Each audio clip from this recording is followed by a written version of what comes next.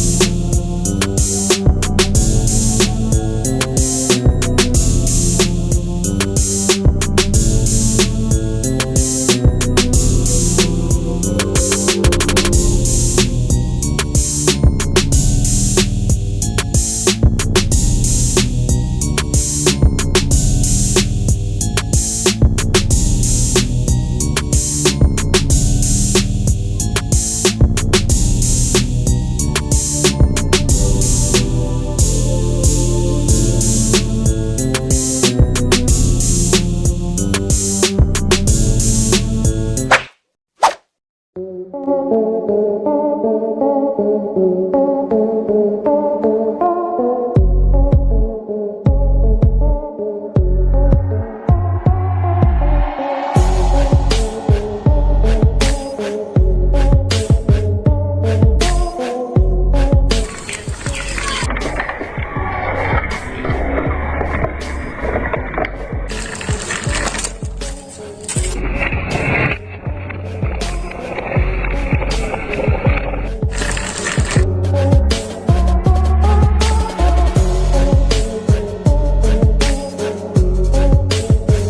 यार वीडियो कैसा लगा प्लीज कमेंट में बोल देना। चैनल पर नए आए थे तो सब्सक्राइब जरूर से करके जाना। मैं आपके लिए लाने जा रहा हूँ और एक नई जबरदस्त वीडियो। आज के लिए बस इतना ही। जय हिंद, वंदे मातरम।